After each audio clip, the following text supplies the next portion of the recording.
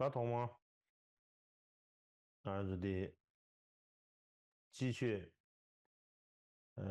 新鮮冷首先呢，就就拍送緊張係嘅啲，今次春季嘅課程，但係先首得全先向龍同勇士所話嚟啊，呢僧團們呢，公級上同埋嘅清潔水，所有嘅法友呢，問候大家身體健康，大家好。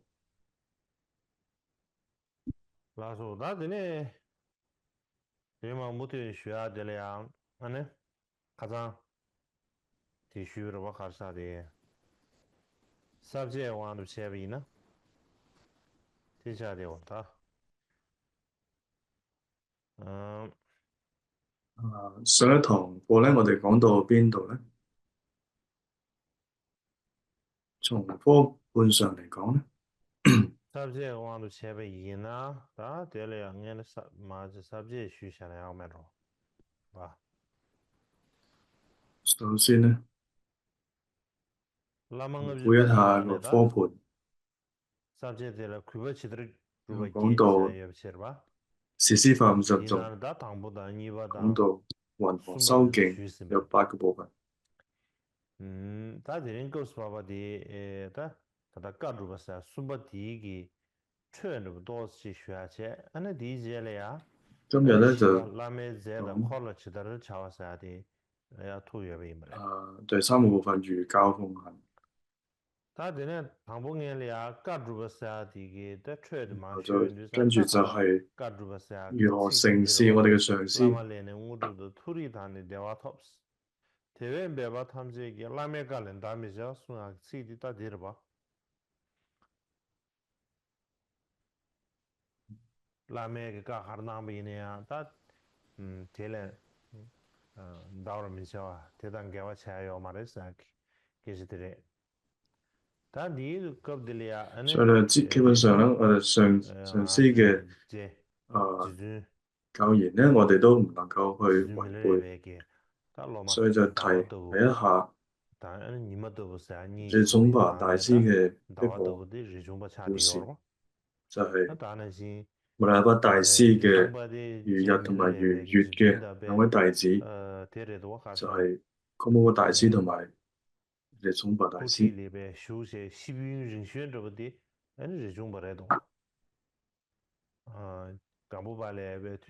這宗吧咧就係可以話係跟隨喺密勒日巴大師最耐嘅一位。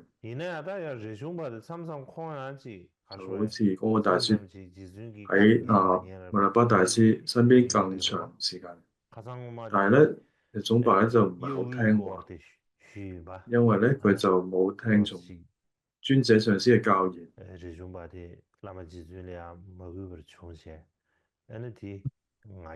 就好似上一堂講，有簡單咁講過咧，當時咧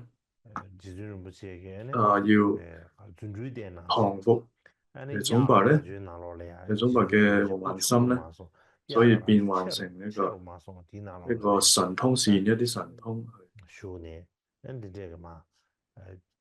然後進入咗一個牛角裏邊，亦都因為個身形冇變小，所以呢個時候咧，這宗吧大師咧就佢嘅我慢就被降服啦。咁呢個故事咧就當關於這宗吧嘅一個愛情嘅故事嚟嘅。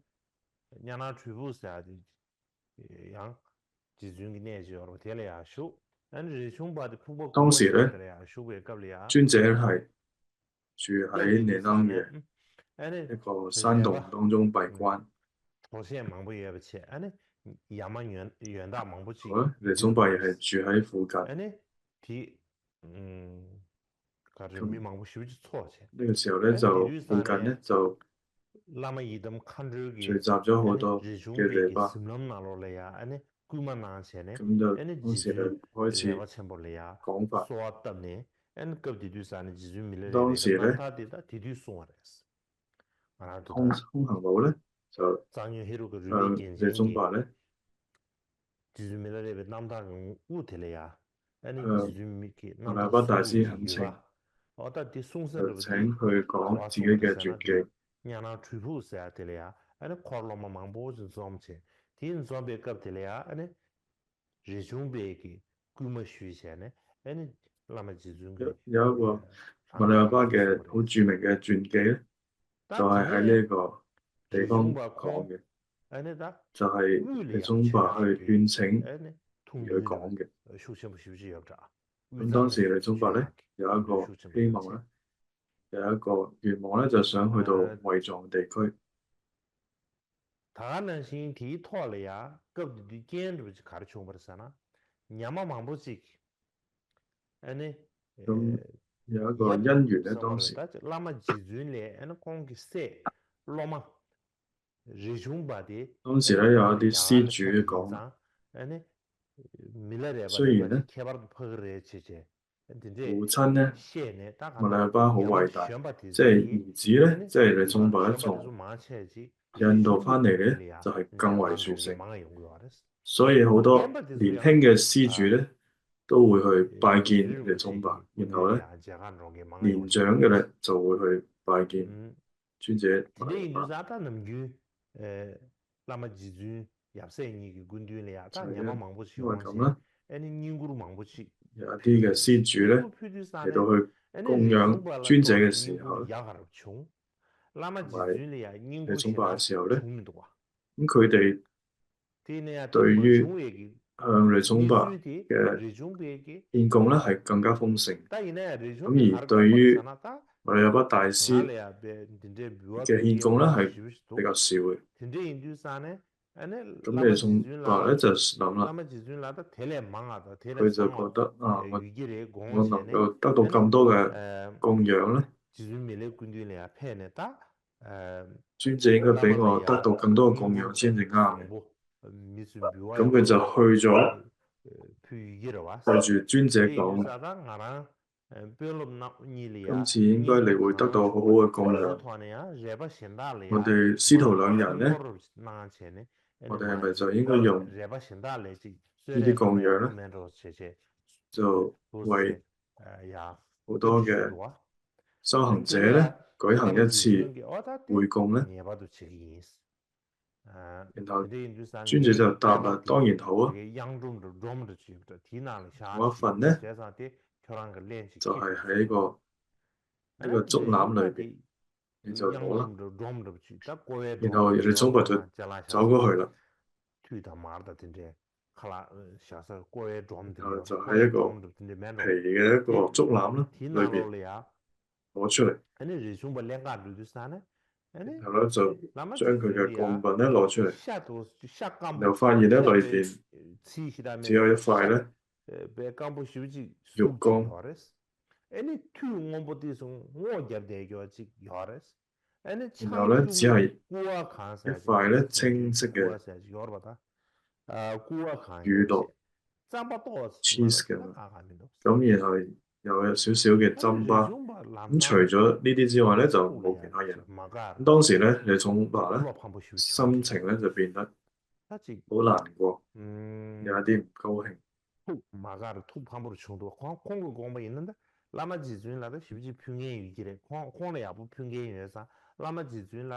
該好多人應該會供養上師，應該俾我供養得更加多先至啱。咁但係睇到咧，啲施主供養俾馬來巴大師嘅食物咧係更加少，同埋咧都係一啲唔係咁好嘅一啲供品。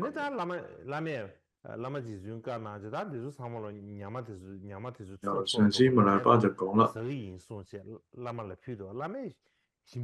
為咗施主咧去累積福德，所以我哋盡量去用餐物。然後咧，上師咧就要做到一個好享用呢啲美味佳肴嘅一個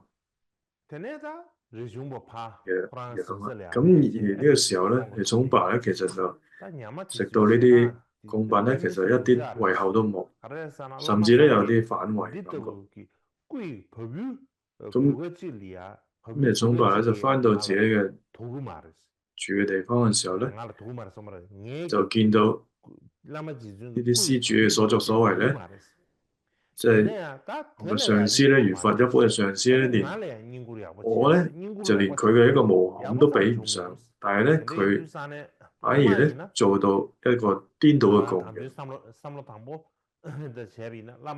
以前咧，我本來咧就留咗喺上司身邊，完整咁獲得咗佢嘅教言，然後咧好圓滿咁樣服侍咗上司。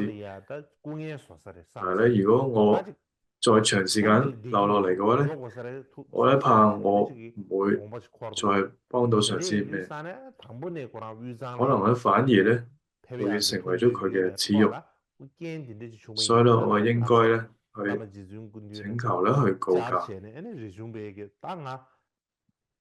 所以咧就好多原因，同埋佢對啲上司咧講咗好多嘅理由，佢咧就要去委狀拉薩地區去朝拜，所以咧佢就去呢個釋迦牟尼佛像啦，同埋參觀吉祥嘅桑耶寺，同埋拜訪馬學嘅寺院等等。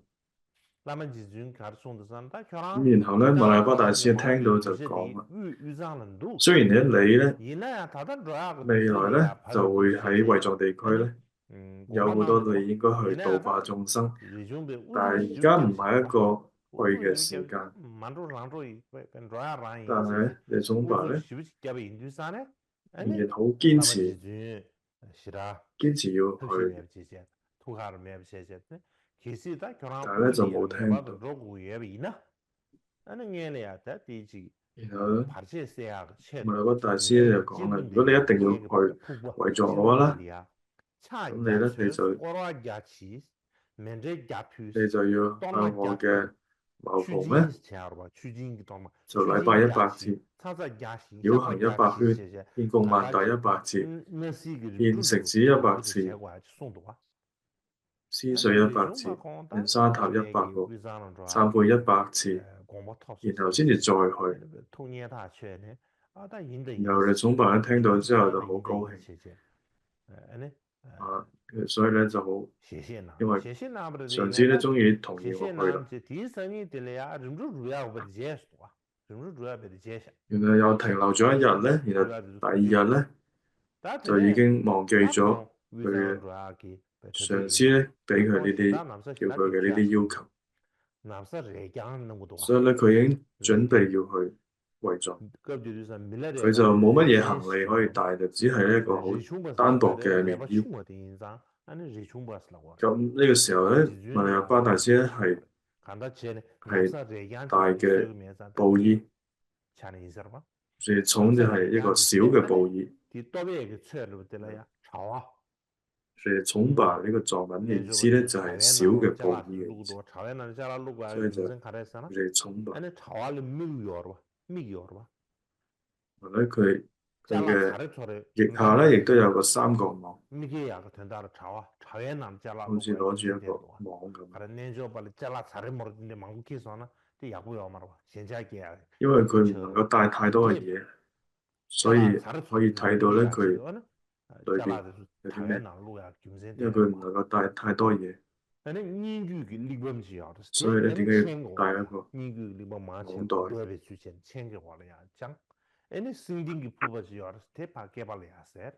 然後咧佢就夾住呢一個咁嘅網，然後腰間咧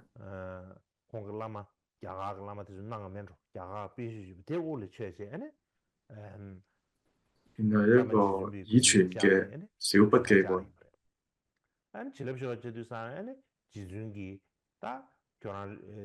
有一個檀木做嘅金剛拳，然後頭戴住咗印度嘅班智達帽，然後咧就去到尊者之前咧要去請求加持，咁然後尊者就諗啦，我同夜總白長時間相處，所以咧今次咧都唔知幾時會再見啦。咁然後咧佢哋臨別嘅時候咧就講。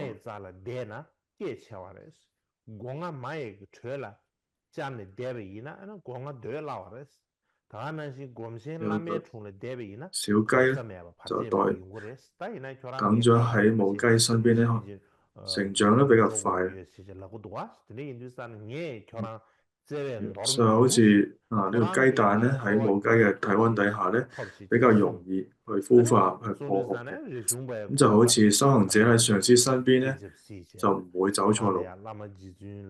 但係咧你咧而家唔聽勸告咧要離開。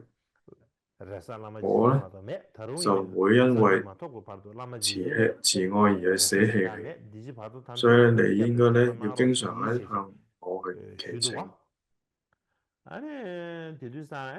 咁然後咧，你總督人就流住眼淚咁講啦。我對於尊者咧，始終咧係不斷都懷有如佛嘅觀想。過去咧，我只係依靠尊者，今後咧，直到證得佛果之前咧，我都只係會依靠尊者嚟嘅。所以請你做我今生或者來世中陰一切時間嘅依怙同埋引導者。由尊者就講啦，既然你一定要走，咁咧我就俾你送行同埋吉祥中福，因為有呢個緣起啦。所以咧請你咧就坐喺我呢一件布衣上面。講住咧就將呢個衣服咧摺疊起嚟就鋪好啦。咁你總部人就問啦，連上師嘅影咧我都唔能夠踩，咁我點樣能夠可以坐喺上師嘅衫上面咧？咁然後上師就答啦，有上師嘅許可咧就冇過失啦。然後咧，你總部人就坐低。尊者自己咧就以一個半跏趺坐嘅姿勢咧坐咗喺岩石上面，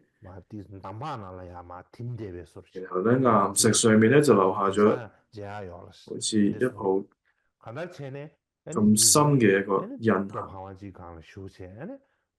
咁到而家咧仍然係可以清晰可見。然後尊者就唱咗一首咧吉祥道歌。若問唔傳承為何？人須平凡法物尊，大慈金剛為祖源。殊勝傳承長光照，願佑野蟲慶雲繞等等咁樣。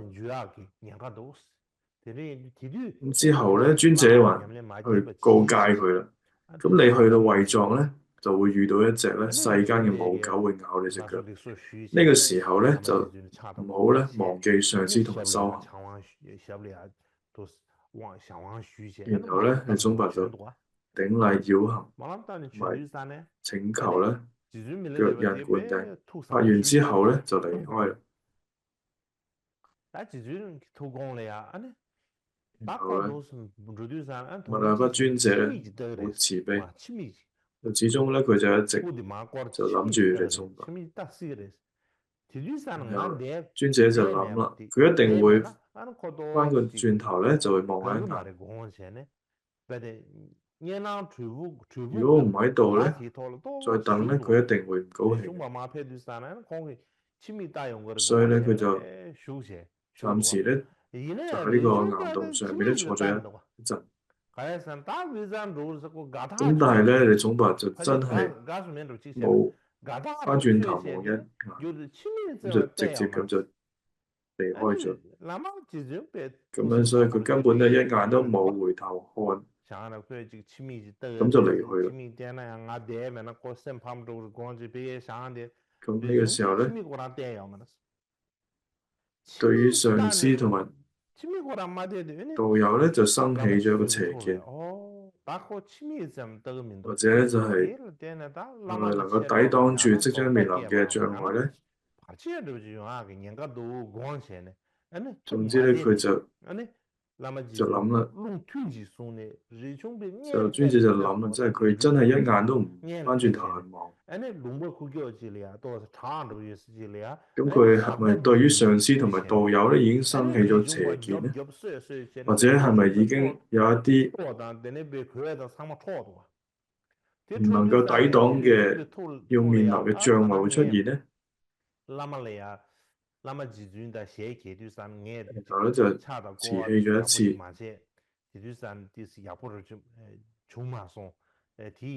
然後就先去到總爸嘅前面咧，然後咧就發現咗7個強盜，然後咧搶走咗總爸嘅食物同埋衣物，然後咧就呢個強盜好快就唔見咗啦。當佢打開眼嘅時候咧，就唔係7個強盜啦，就突然之間變咗7個布衣行者。然後咧就問：你係邊個咧？你嘅上司係邊個？原來你總爸好聰明，一聽到咧咁問咧就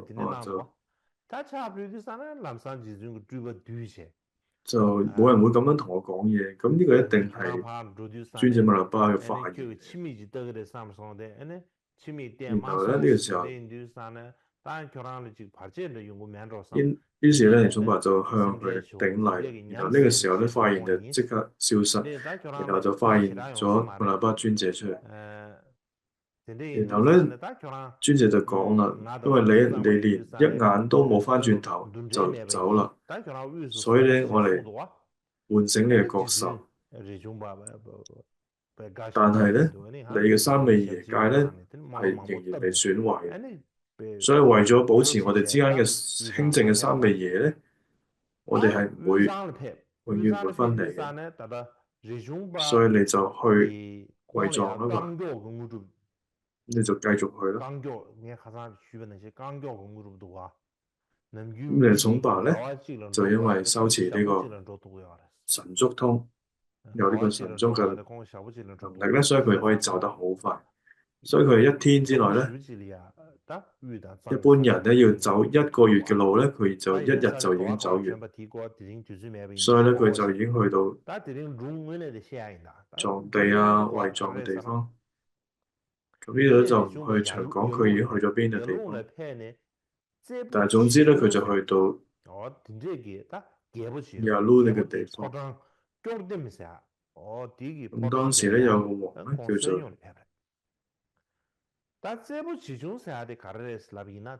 謝波，人哋有個宮殿咧叫做決定。咁有一個內容教法史當中咧，亦有記載講到咧，喺呢個雅魯嘅向嘅崇巴咧求法，然後咧就將纜車咧變為做佢嘅名碑。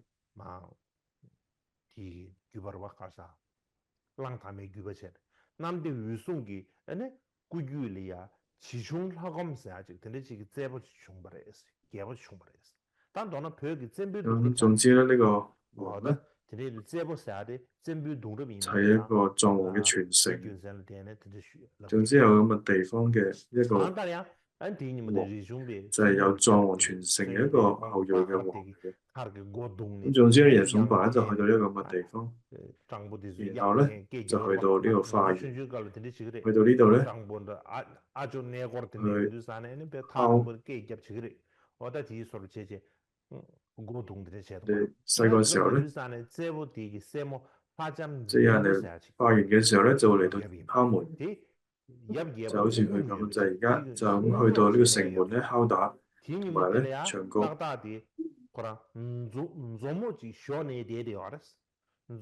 且有一個叫定姆嘅一個公主咧，正喺度咧照顧生病嘅一個國王。當時咧佢就喺呢個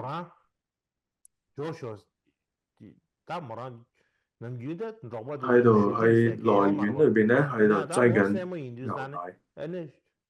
我們手機上呢，電視股價說這個業者，第一個嘛啥意思？做夢做，反第一個嘛啥？因為咧佢係一個公主咧，所以佢就坐咗喺個凳上面咧，擠牛奶啦。咁當然佢就喺個凳上面咧跌咗落地。咁然後咧佢就覺得好嬲啦。呢個瑜伽行者咧真係討厭。夏天咧要喝呢個酸奶，冬天咧就要討呢個酸湯。一年四季咧就唔分時節咧就到處咁樣遊蕩。然後咧佢就拿住一啲沙泥咧，就諗住一開門咧就閂落去佢度。咁然後一打開嘅時候見到總爸咧見到佢生得好莊嚴，所以見到佢樣之後咧就即刻咧就唔嬲啦。咁然後就放翻低呢個肚。咁然後咧就突然之間咧生起咗強烈嘅信心，然後就問咧你係邊度嚟嘅？然後你又去邊度咧？你叫咩名咧？然後咧佢就再去問咧，問詳細佢嘅嘢咯。咁跟住就尼宗伯就答啦，我就嚟呢度做咩？我因為嚟呢度要化緣咧，因為我要供養上師咧，就係我哋要嚟呢度請法，所以咧就嚟到呢度化緣啊。所以你有啲咩可以布施俾我咧？然後公主咧就攞咗一啲嘅針巴，咁你就稍微等一下，然後我就會同個父王講咧。然後咧就佢就去咗稟告佢嘅父王。咁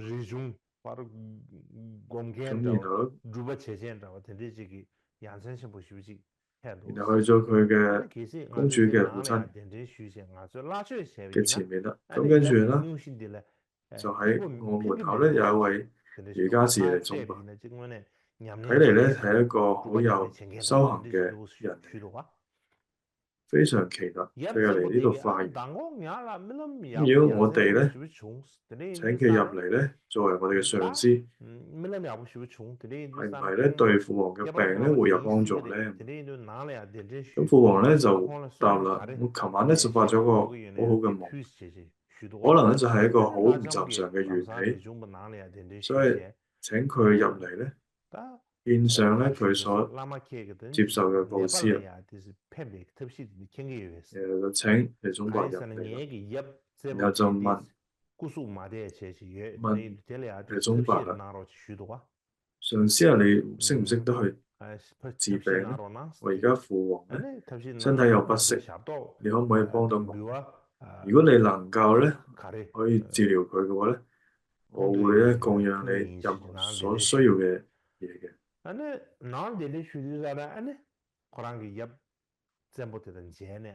所以尼宗伯咧就去到呢個屋裏邊，然後見到父王做煲，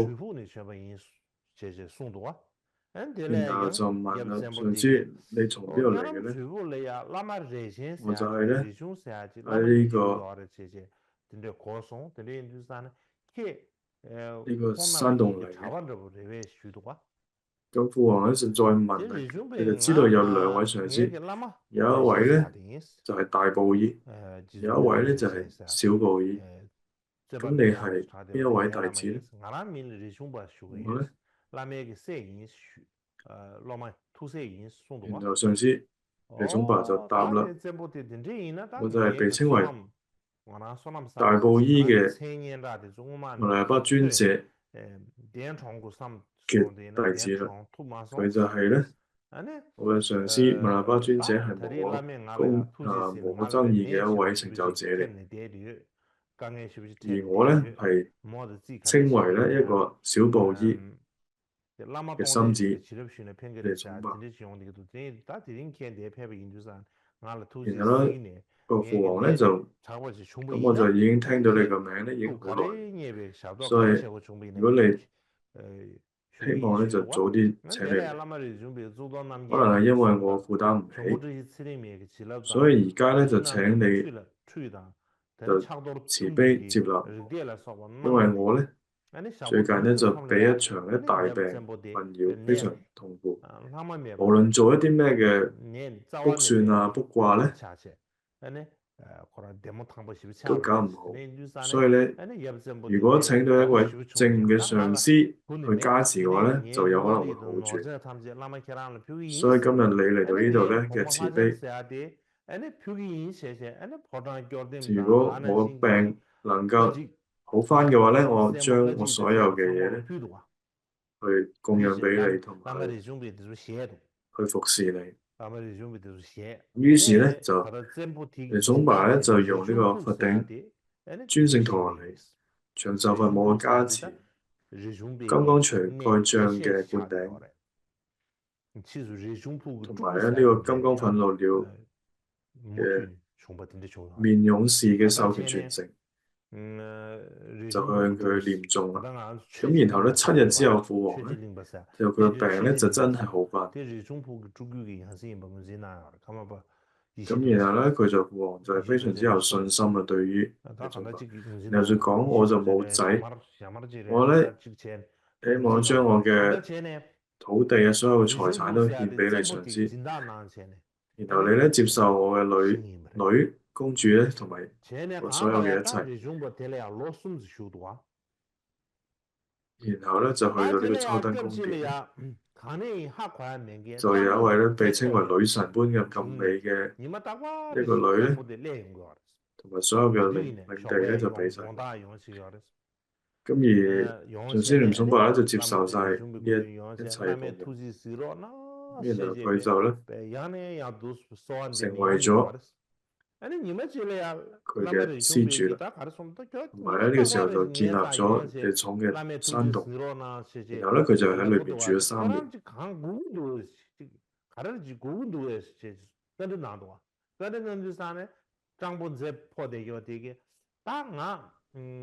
然後有一次咧，又唔知邊度嚟咗個麻風病人咧，咁每日咧就嚟到請佛，但係咧到夜晚嘅時候咧就唔知去咗邊度。咁佢咧就經常去到上師尼宗伯面前咧，就不斷喺度講：請你慈悲接納我。有一次咧，上師就問啦：啊，你就總係叫我咧慈悲接納我，你到底咧想要啲咩咧？咁呢位麻風病嘅乞醫咧就答啦：我希望咧能夠得到一種能夠喺今生解脫貧困嘅財富。咁呢個時候咧，上師尼宗伯就講啦：咁你經常跟住我去好多地方，當我得到我所有想要嘅財富嘅時候咧，我就會俾你。乞丐咧就答啦：咁請咧記喺心裏邊，我會嚟請求。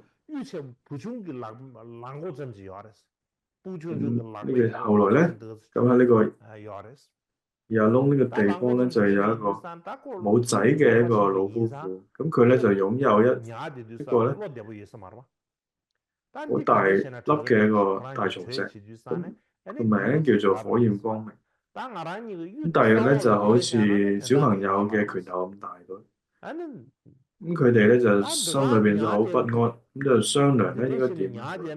咁呢位老人就講啦，應該埋喺地下咧就冇乜意義，或者留喺屋裏邊咧，又可能咧會引起親友之間嘅爭端。咁咁啱咧，就係因為有位好殊勝嘅上師尼宗伯咧喺我哋嘅村裏邊。咁呢個時候咧，我係咪應該要將呢個獻俾佢咧？咁呢個老婦人就答啦：咦，我一早就有咁諗過，但係唔夠膽講出嚟嘅啫。咁而家咧就係按照咧你講咁樣去做。咁從今日之後咧，我會改變自己嘅想法同埋態度。咁快啲咧舉辦一個宴會咧，邀請上司同埋獻一啲禮俾佢。然後咧，呢個老婦人就咁樣堅定咁決定咗。咁然後咧，老夫婦咧就邀請咗當地嘅居民啦、上司啦同埋其他弟子咧，仲有一啲大臣啊等等，咁咧精心咁準備咗好多所需要嘅飲食啊、享用咁樣，同埋咧向上司咧獻上咗好多其他嘅一啲供品。咁佢哋咧亦都私下咧獻上咗嗰粒咧大火虎光明嘅松石。呢個時候咧，有一幕咧就被呢個神女天女咧，佢嘅眼咧就見到啦。呢個時候，其他使者咧冇注意到。咁呢個時候咧，之前講過嗰個白血病嘅乞衣咧，就突然之間又出現啦。咁就講，如果你先前所講咧，請你慈悲咧，將呢塊松石俾我。然後咧，佢就私下咁樣向啲上司去請求。咁呢個地總白上司咧，就出於因為一種慈悲同埋慷慨咧，就立即就俾咗佢。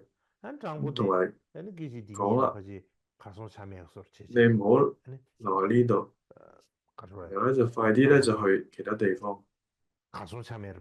如果咧其他使者知道嘅話咧，佢一定會嚟搶嘅。呢個時候呢個乞衣咧就一瞬間咧就消失咗，就唔知去咗邊啦。咁然後咧，地總白上司咧就為呢兩位老夫婦咧就講法啦，開始咁就教咗佢哋遷釋法啊，同埋臨終時候把握嘅一啲道啊。咁之後咧，呢個女神就心裏面諗啦。嗰對老夫婦咧獻上咗上司嘅松石，我又唔夠得到咧，上司自己又唔會帶松石，我咧應該想辦法去得到佢。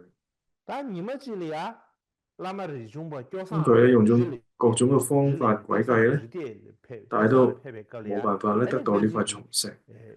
咁佢咧就唔敢咧直接咁要求，但係咧即使咧用各種服侍或者恭敬嘅方法咧，都冇辦法得到。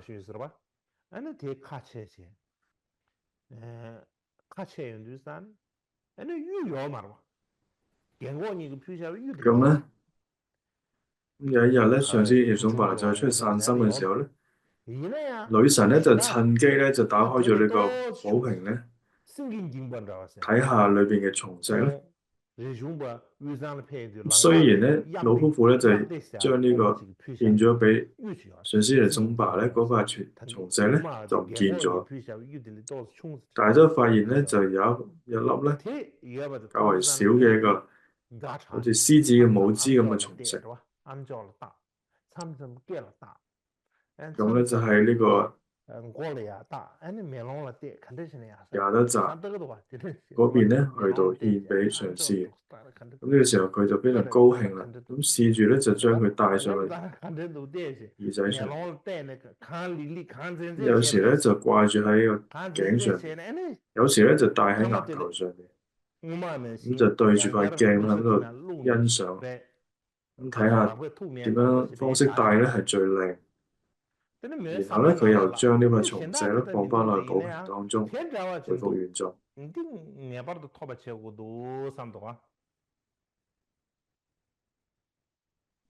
咁然後咧，就心諗啦，呢塊松石咧唔見咗，咁咧仲有一塊類似嘅，咁我一定要想辦法咧得到。咁呢個時候咧，上司嚟總白又翻嚟，咁有好多嘅盲人啊、窮人啊、殘疾嘅人啊，又捉住嚟總白嘅衣服嚟講咧，希望你咧請你咧將呢啲盲人啊或者窮人啊一啲容易收埋或者易於攜帶嘅一啲有價值嘅嘢去施捨俾我哋啦。咁然後咧，你總白上司咧又生起咗好強烈嘅悲心，同佢講啦：哦，好啊，我會俾你哋。請你到去宮殿後邊啦。咁然後佢就喺呢個寶瓶當中咧取出咧呢一個亞德扎嘅呢個獻俾佢呢塊咧獅子母之嘅大松石，同埋咧用一團嘅針巴包住咗咧就掉咗俾佢。咁就講啦。你就唔好咧喺度呢度咧食呢個針巴啦，先至去咧要去到其他地方先至吃啦。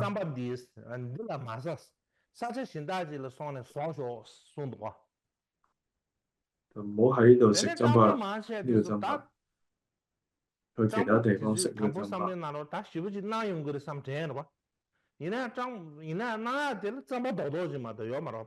咁呢個時候咧，呢個乞衣咧就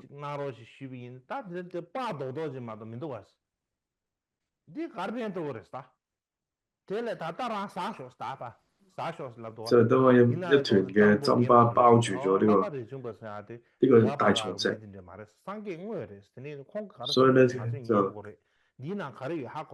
然後有一個咧。有一個乞衣就講啦，咁我哋要向我哋嘅總拔上司要食物，咁但係只係俾我哋一啲少少嘅飯，仲要叫我哋咧唔好喺呢度食，咁呢個有咩用咧？而家就食啦。咁另外有一位老嘅乞衣就講啦，上司嚟總拔咧係真正嘅佛，所以唔好違背佢講嘅嘢。所以點知道裏邊有啲咩咧？於是佢哋呢幾個乞衣咧就真係去咗個隱蔽嘅地方，將嗰個針包咧打開，然後發現咧裏邊真係有一個紅色嘅獅子母之嘅一個松石。然後咧佢哋就去到中部北方去將嗰個松石咧就埋咗。咁呢個乞衣咧就從此咧就脫離咗貧窮啦，成為咗呢個烏地區嘅乞衣團。咁後來有一次咧，又喺遊龍嘅下邊咧有一個金鳥寺咧舉行呢個開光法會，有盛大嘅宴會咧同埋觀賞嘅活動。咁好多人咧就講呢個能夠喺呢個市集上面獨佔鰲頭咧，意思咧就係邊個係最靚嘅咧？邊個裝扮係最好嘅咧？最靚嘅咧？男嘅邊個係着得最靚仔嘅咧？男嘅話，如果女咧就點樣係着得最靚嘅咧？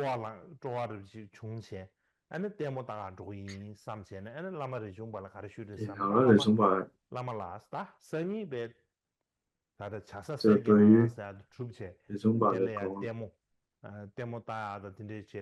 咁就對你總話講啦。聽日咧我就要去睇表演，請你咧早啲咧完成你嘅修行。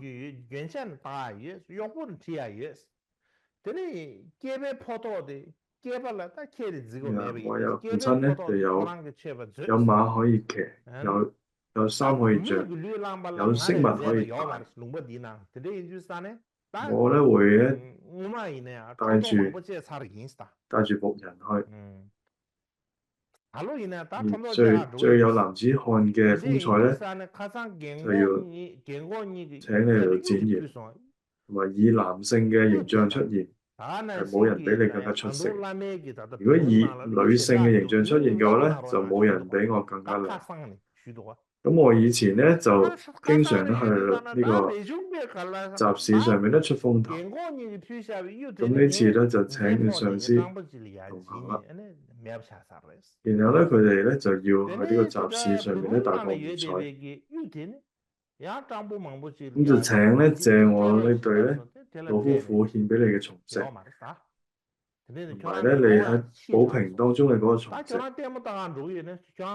咁佢咧一再咧去請求。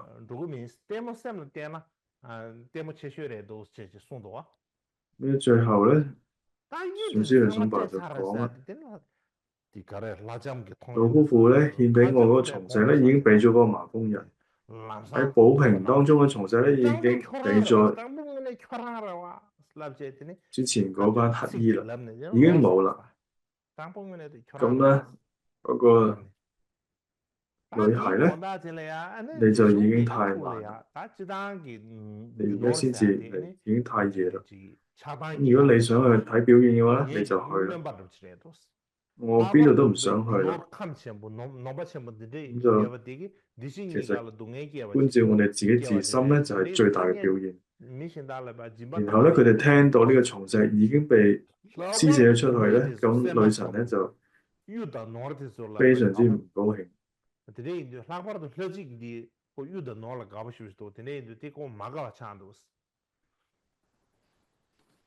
咁佢嘅面色咧好陰沉啦，同埋收起咗佢嘅笑容。然後咧，乞兒咧就係你自己。然後咧佢就因為咧，你總話佢本來咧佢自己都係一個乞兒嚟。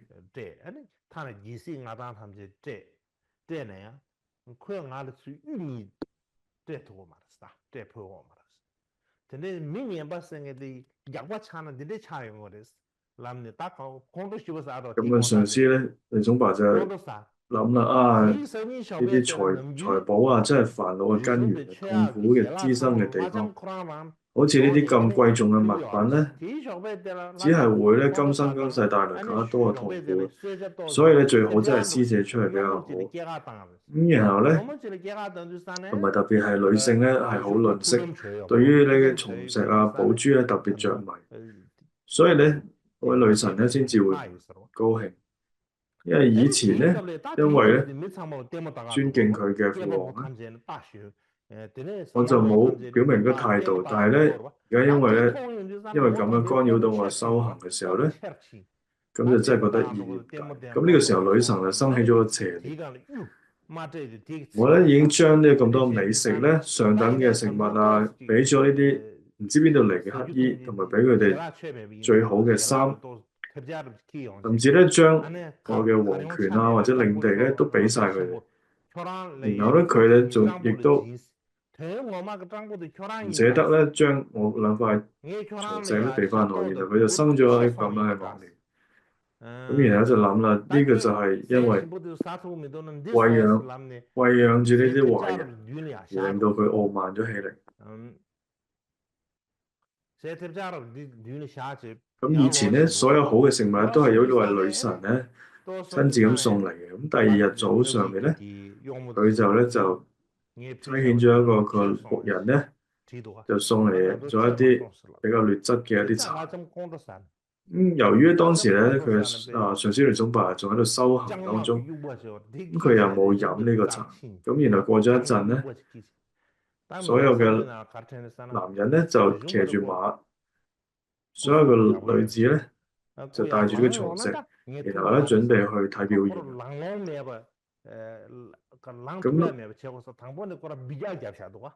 咁呢個女神咧就好急住走啦，因為咧個蟲石咧攞唔翻啦，所以就好嬲啦。咁就帶住一啲咧好劣質嘅啲食物咧就講啦，唔知從邊度嚟嘅呢啲咁貪心嘅乞兒咧？你哋咧已經有2塊蟲石啦，都俾咗呢啲乞兒啦。真正嘅乞兒真係唔係就係你自己咩？睇嚟咧，我對你哋嘅恭敬啊、服侍咧，因為太多啦，可能。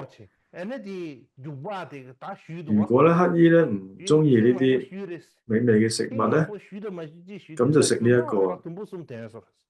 咁然後講完呢啲番話咧，咁佢上司咧就喺佢嘅李總白上司面前就走咗。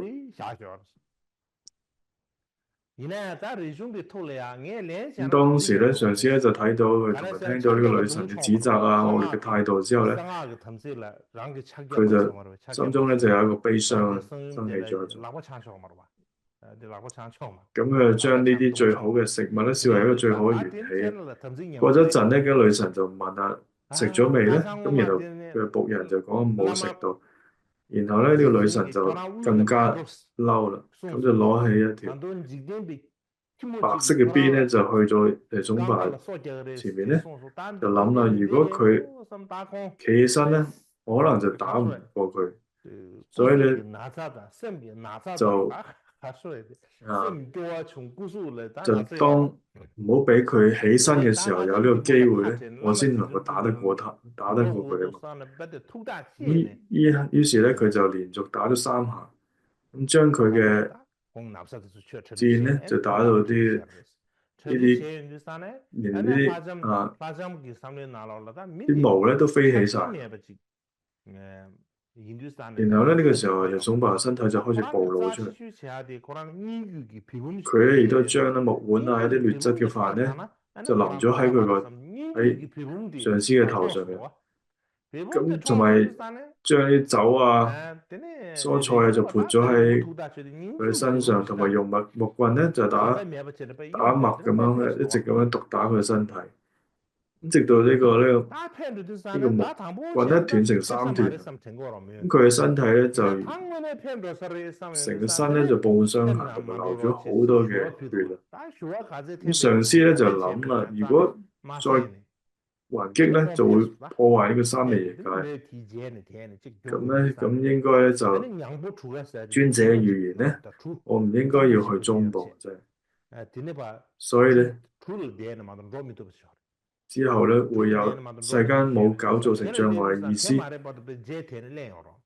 所以呢個時候咧，尼宗爸就諗啦，呢個可能係上師密勒巴俾我嘅預言咧，原來真係而家實現。咁呢個時候佢就決定去咗公主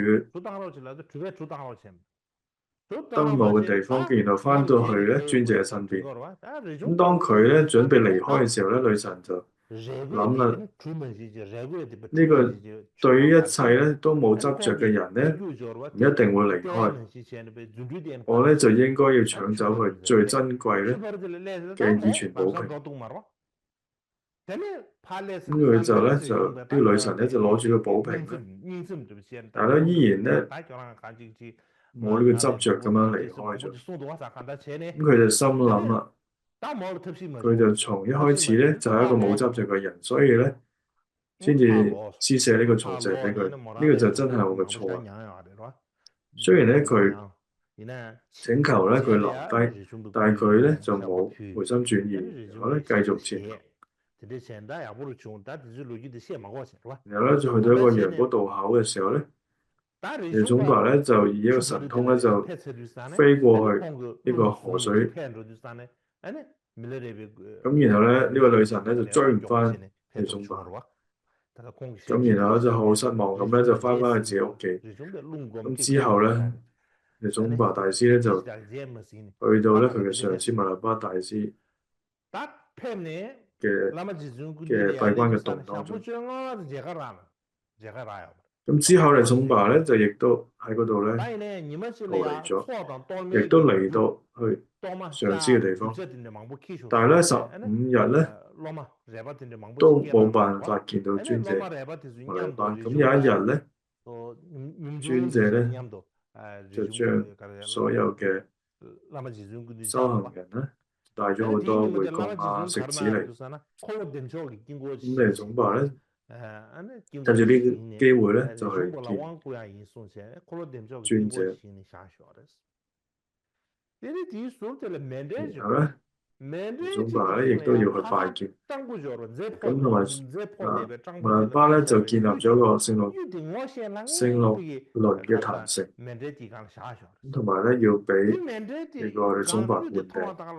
咁呢個時候咧曾經咧俾呢個乞衣嘅嗰塊松石咧好清晰咁放咗喺呢個曼達盤上面。然後尼宗爸咧一看到睇到咧，就成個身體就顫抖啦。咁呢件事咧咁就發現咧呢個麻風病人咧就係專職嘅法術。咁就係因為呢件事咧，就令到咧總伯咧對於輪迴啊執著咧完全轉變。從此以後咧，佢就對世間安樂咧嘅慾望都全部消失。然後咧，對支密勒巴就講啦：你係我第一個弟子嘅總伯。無論咧你點樣咧，我都唔會放棄你嘅，因為咧經常咧就去出邊周圍去，但係咧我唔會咧就冇辦法咧唔將你咧納入為心子嘅行列。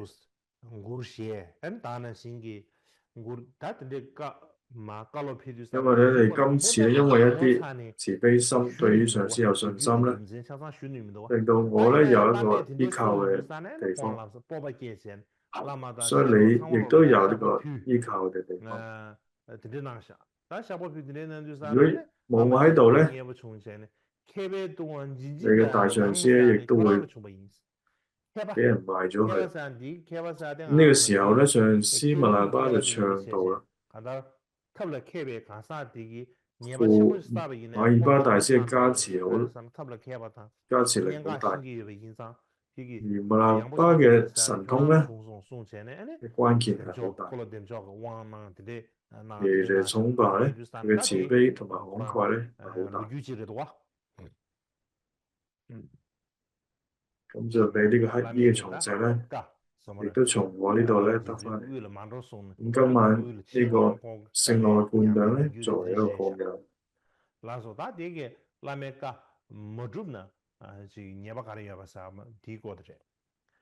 唔知咧，佢就因為總伯咧就冇聽密勒巴嘅勸告咧，冇聽到佢教員咧嚟到為助佢，所以就違背咗佢上師嘅教言。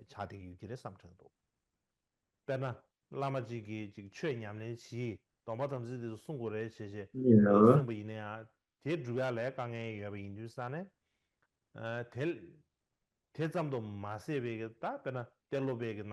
所以咧點樣先至如果冇辦法去實踐，應該點樣好咧？即係一般嚟講咧，如果要完全實踐上師嘅教誨咧，非常之困難。呢個唔需要講。即使都好似上師咧一啲俾我哋嘅付囑啊、修行佛法或者持守戒律嘅啲基本修持咧，如果真係實踐起嚟咧，都其實唔係咁難。如果要咧，好似第六巴或者那洛巴嘅教導咁啦，或者馬爾巴大師同埋密勒巴大師嘅要求咁嚴格嘅話咧，咁困難嘅程度係更加難想像。咁我哋就考慮到呢個困難咧，宗喀巴大師喺四百50頌當中又開示到咧，咁樣我哋咧係咪需要執行上師嘅一切嘅指示咧？如果係符合佛法嘅指示嘅話咧，但係咧自己盡咗力嘗試而冇辦法完成嘅話咧，咁我哋咧可以向上師誠懇咁去解釋咧冇辦法咧完成嘅原因，同埋用一啲比較恰當嘅一啲言辭都去表達。咁樣嘅時候咧就冇完成到咧，亦都唔會有過失。如果遇到一啲唔合理同埋違背佛法嘅一啲指示嘅話咧，同樣咧應該要恭敬嘅方式表明，但係咧就唔應該付諸實行。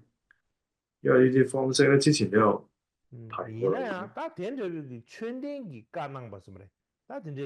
而我認為咧，其中有一個咧，我哋必須要深入咁思考嘅關鍵咧，就係一般嚟講咧，如果有一位具足資格或者如法嘅上師，比如修行，比如我哋嘅一啲修行嘅相關嘅指示嘅話咧，我哋應該咧都要盡力咁去實踐。呢個係完全唔需要有猶豫，因為喺經典當中咧就明確指出咧，如果我哋能夠竭盡所能咁樣去達成嘅話咧，係唔會有任何過失。以呢個拉蘇易斯嚟咧，佢咧曾經向呢個比克羅馬希拉嘅寺院裏邊咧做嘅住持承諾咧，會喺阿底峽尊者喺呢個西藏停留3年之後咧，就會護送尊者咧翻印度。然後咧就因為後來咧就尼泊爾都爆發戰亂嘅原因咧，就冇辦法咧實現呢個承諾。阿蘇易斯咧就為咗呢個咧就感到好大嘅一個憂心，所以以致到咧佢嘅身形會消瘦嘅。咁面對呢個情況咧，阿底峽尊者嘅慈悲嘅開示咧，對於一啲已經盡力但又冇辦法完成嘅事咧，係唔會過失。但係咧就喺當今嘅時代咧，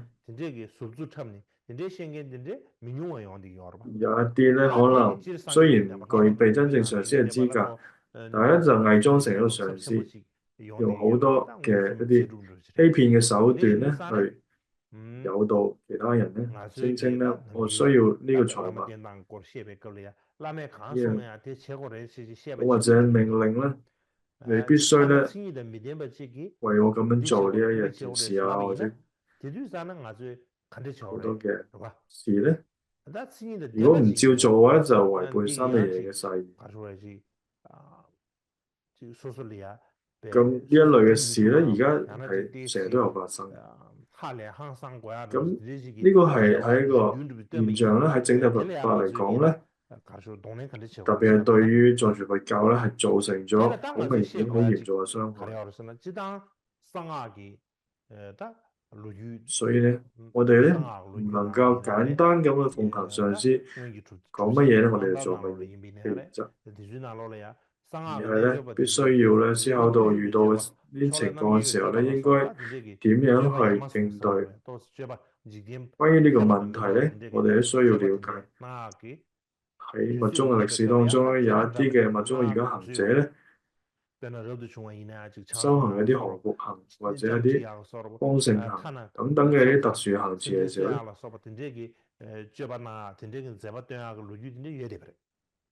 的確咧係會飲酒，或者咧係會帶住一個空行母咁去修行，甚至咧會殺生嘅一啲記載。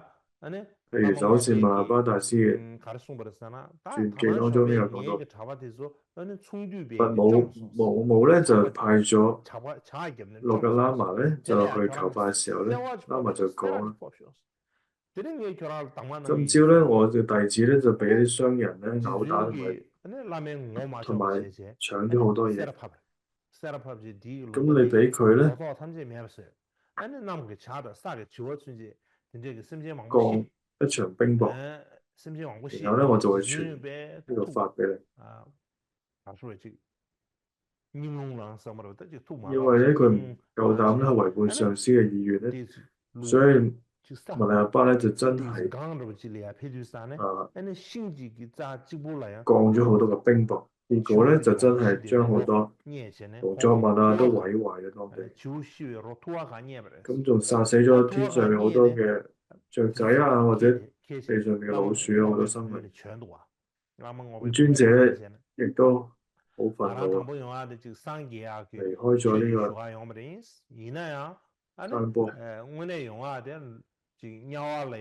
咁發現咧有一堆嘅樹咧下邊有好多死咗嘅雀仔，然後咧就將能夠揾到呢啲全部嘅雀仔嘅屍體咧就帶到去洛格喇嘛之前。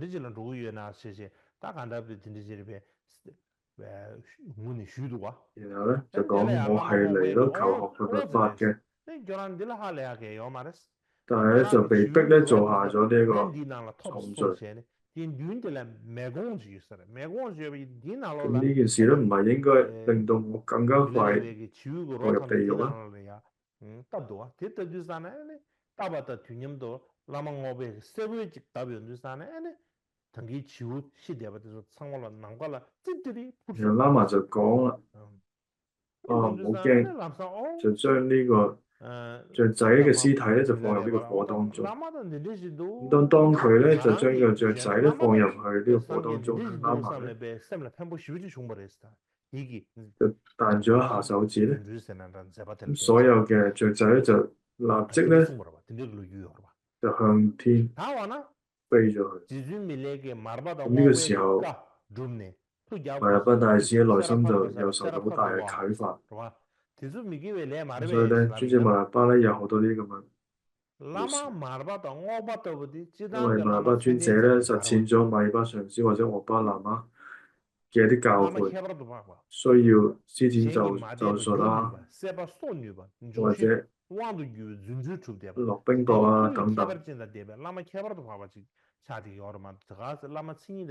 如果馬爾巴上師或者奧巴上師咧，如果佢哋係真正嘅上師或者唔係一個普通嘅上師，佢有啲咩能力咧？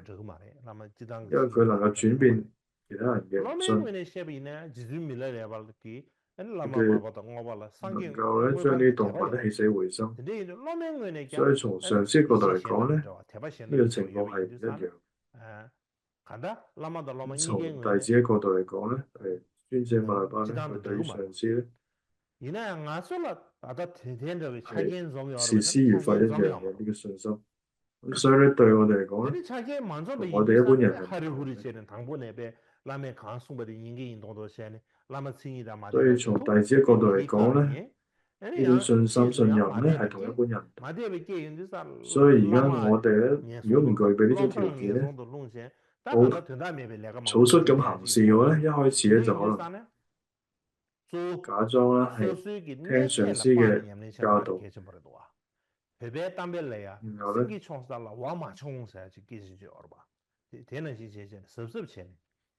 然後咧聽一啲可能唔具備上師資格嘅一啲教言，然後咧後來咧又生起一種不信，咁就導致咗師徒兩個人咧就都跌入罪。咁呢個咁樣做法咧就係冇意義。所以咧最重要咧係根據自己嘅能力啊水平嚟到修行。好似咧藏族嘅諺語嚟講啊，獅子能夠跳嘅地方咧，狐狸咧就唔好跳。要謹慎咁樣啦，盡可能咧遵從上師嘅愉快教導，而咧唔好咧隨從於唔符合佛法嘅命令，咁樣咧先至能夠咧獲得最大嘅利益，風險變得最少。從另一個角度嚟講咧，雖然上師馬爾巴對馬來巴嘅教言咧係非常嚴厲嘅考驗我哋，咁當時咧睇嚟咧就好似好唔好咁，但係可能5年10年之後咧，你見到馬來巴上師咧係有成果嘅，咁樣睇咧其實係應該咁就係啱嘅。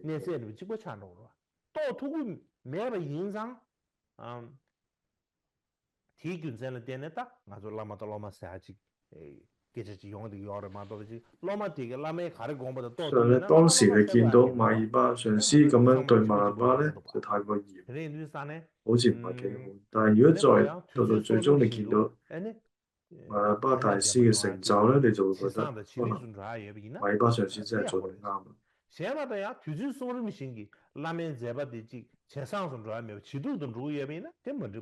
所以咧，我哋一般人咧就冇辦法知道上師嘅用意嘅有陣時。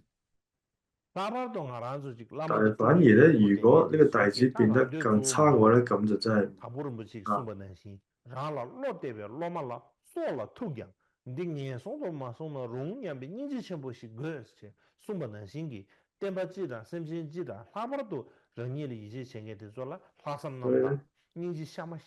所以而家尤其咧有啲有上司嘅名號嘅人咧，好似係以自己為主。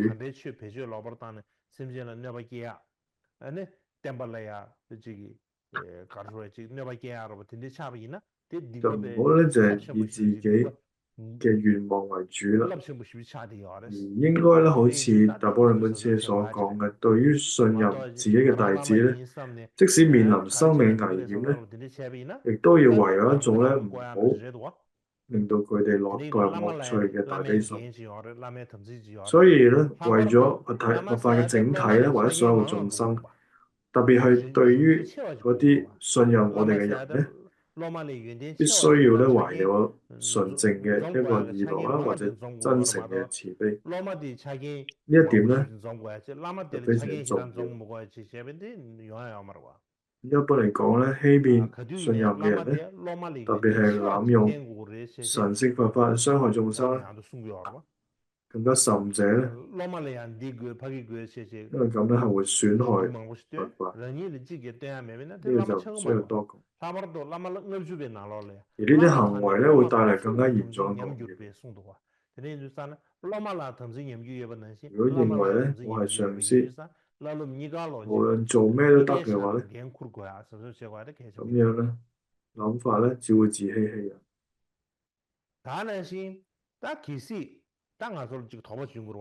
上司亦有上司嘅責任，上司嘅誓言咧要係遵守。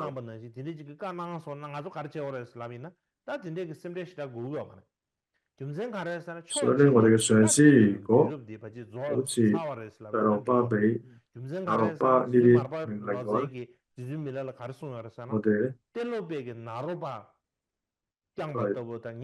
係做唔到啊。所以好似呢個時代咧已經係以前嗰個時代啦。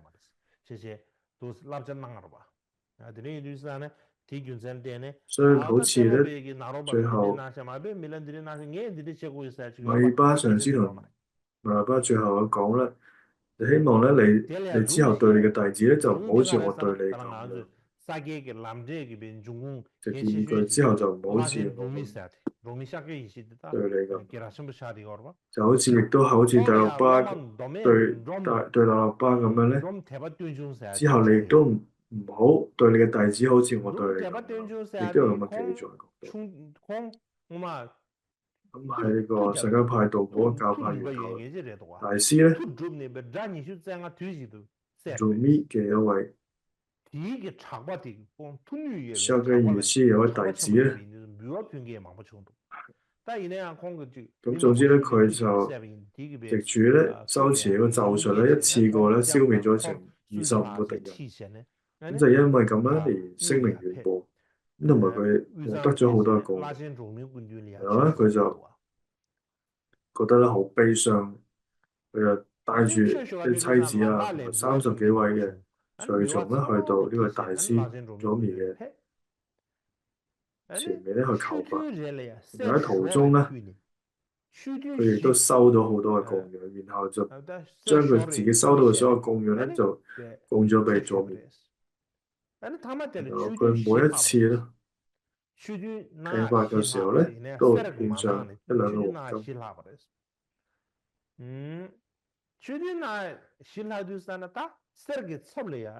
咁然後咧上咗4次堂之後咧，就已經將所有嘅黃金都用盡。咁佢就問啦，可唔可以咧獻上其他嘅供品咧？左面就答啦，黃金盡啦，我嘅法亦都盡。咁咧佢嘅左面嘅妻子咧，就買咗一啲黃金去供養，咁先至能夠獲得咧剩落嚟嘅其他嘅教法。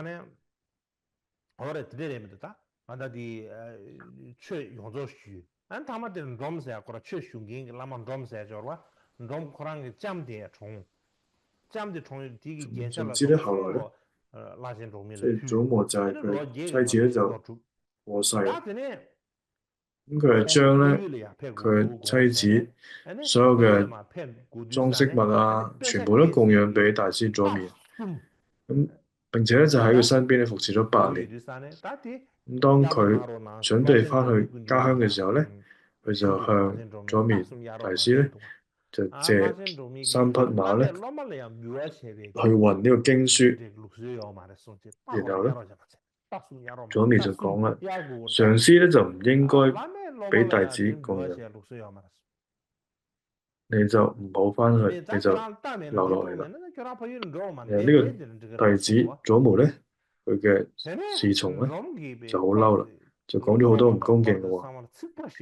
咁然後呢個佐姆咧就自己聽完之後咧，亦都感到好失望，因為大家都喺度諗，我哋供咗大師咁多嘢咧，佢連3隻馬咧都唔肯借俾我。咁咧，從今以後咧，就算呢個地方就係金剛座同埋迦葉，如果大師佐冕就係釋迦牟尼佛咧，我亦都唔會再嚟啦。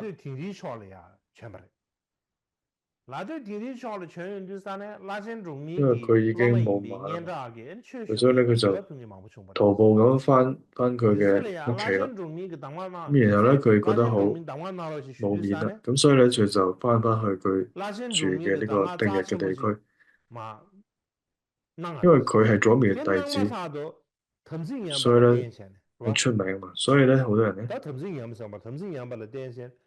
想向佢咧去求法供養。當佢咧講完佐冕傳授俾佢嘅一個珍貴教法之後咧，因為就違背咗呢個誓言，佢嘅鼻咧就流血啦開始。然後第二日咧，佢咧開始獲得咗好大嘅神通，然後就講啦，我上師咧原來係金剛持嘅化身，佢雖然咧喺度考驗我，但係咧我冇理由理解到，真係好慘咯。不過咧，佢會咧喺中陰身嘅時候咧去引導我，然後咧佢就對佢隨從講啦，將我所有財物咧同埋我骨頭咧獻俾上師。如果你哋咧想去求教法咧，我就會俾你哋傳法，就唔使咧好似我咁樣咁辛苦啦。然後咧就冇過幾耐，佢就亦都過世啦。總之咧，佢過世之後咧，頭皮咧之後就燒咧就有啲舍利，然後咧就佢哋咧就將佢嘅遺骨啊、舍利咧等等咧就供養俾呢位佐冕大師。咁當時咧，天上面咧真係開始有啲水上。咁當啲弟子咧就帶住呢啲舍利啊，去到呢個山谷嘅時候咧，就吹住呢個海螺聲，咁樣去。咁呢個時候咧，佐冕咧就啱啱喺度做緊回供，然後咧就講啦，睇下呢個就係我心子嚟啦。然後咧就對住弟子講，睇下啦。然後咧佢嘅弟子咧就到達咗之後咧就向佐冕講啦，經過咧就獻上咗啲財物，然後佐冕咧將舍利咧攞咗喺佢嘅身上面，然後就講啦，仔咧揾到父親嘛，然後咧就開始流眼淚，然後就講啦，我對上師曾經告誡咧，我要觀察弟子嘅根器。但係咧，我觀察過度咧，就犯咗啲錯誤。如果你哋當中咧有人想要教法嘅話咧，我都會願意俾嘅。但係冇幾多人咧，真係知道咧點樣去請教法。有人咧就請求咧起金剛嘅灌頂，佐米亦都俾啦。所以咧，如果好似而家呢個大師佐米咁樣嘅人咧，對於一啲過於嚴厲考驗嘅弟子咧，諗到一個後悔嘅例子咧，而家咧基本上咧就冇呢一種師徒關係考驗，因為咧呢個時代咧已經係一個末法啦。佛陀嘅教法咧已經唔單止係西藏，亦都遍及咗世界各地。而家咧喺一個唔同嘅種族啊、唔同嘅文化當中去弘法利生嘅時候咧，亦都需要好多時候善巧方便嘅方式去行事，而唔係咧只係跟隨一啲古老嘅傳統，咁樣已經係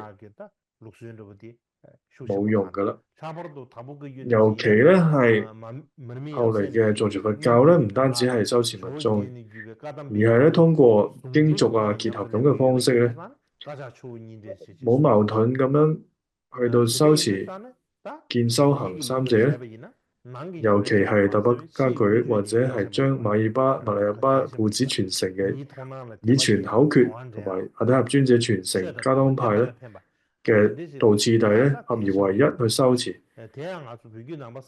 所以咧先至叫做噶當加舉水乳交融嘅一個講法。咁藏傳佛教咧唔單止重視內在嘅修持同埋好重視外在嘅行為清淨。即係做咧，就能夠令到喺人嘅眼中引發信心或者虔誠心或者符合佛法，有益於佛教嘅事咧。咁呢啲係我哋藏傳佛教傳統嘅一個生命。如果上師咧就真係具有修行嘅體驗或者功德、神通同埋明顯嘅成就咧，咁呢個係另外一回事。否則咧，一啲如果只係掛住一個上師嘅名，做各種各樣嘅行為，而我哋咧必須要保持警惕，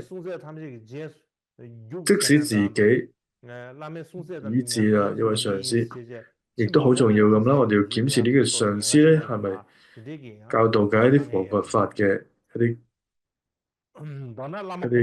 教誨咧。唔單止係咁，如果主要從事呢個修行嘅法角度，去依止上師嘅話咧，就能夠去解決好多問題。所以唔了解上師嘅為人咧，就一開始就盲目追從嘅話咧，咁而家呢個時代非常之危險。咁總之咧，係一般嘅上師口傳講道啦，密宗咧就好似蛇咧入咗一個金剛嘅管咁樣，要麼咧就係向上咧就係成佛，要麼咧就向下咧就墮落地獄，咁就冇其他路。所以密宗咧被説為咧非常之嚴厲嘅一個法門，係最上根器嘅修行境界，而唔係咧適合所有人去修嘅法門。特別咧係喺修持密宗嘅時候咧，需要保持或者保密自己上師係邊個，本尊係邊一個。因為咁嘅原因咧，就係能夠正確修持，並且咧係理解呢啲教法嘅人咧係非常之稀少，好容易咧就產生錯誤嘅理解嘅危險係好大，所以被錯誤運用嘅可能性係好高啦。所以基於呢個原因咧，如果遇到具足條件嘅上師咧，就要按照呢個事師法50頌所教導嘅方式咁樣去正確依止。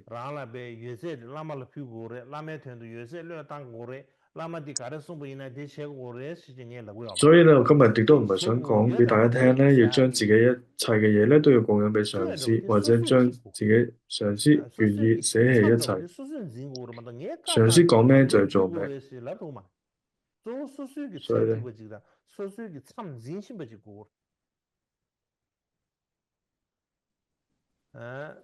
다나신 다당 알아서 所以咧，我拉拉哋睇下我친구들과 哋究竟作為一個弟子咧，有 내가 冇 가시 셰슈도요 做到呢個 셰슈 대비 具德 급들이야 嘅或者一 알아서 個 라망금 주반에 숨바는 시 야자 야담바지 냠는 제모도 보이네 正確嘅一 셰슈 個 그저 弟子咧？ 라마 땜바데 땜고 쳐바지 되면 마샤바지 雖然咧，땡 我哋咧 마샤바지 셰투 보이나 仍然有 내가 一 시 啲 소모로래야 具德嘅上師 린주사 住 대한 世， 돌샤과데 계셔모로 짐다 雖然咧就冇辦法咧100%咁樣按照説師法50頌咁樣講咧去做，但係咧就盡我哋嘅能力咧去醫治上師，咁呢一種咧醫治咧變得就有益，咁咧就避免咗無謂咁樣去違背誓言。呢個咧係我哋咧每個人應該或者其他人咧都應該努力重要嘅一件事嚟。所以今日大概就講到呢一度，然後下年咧可能講呢個誓言大海，我哋有機會。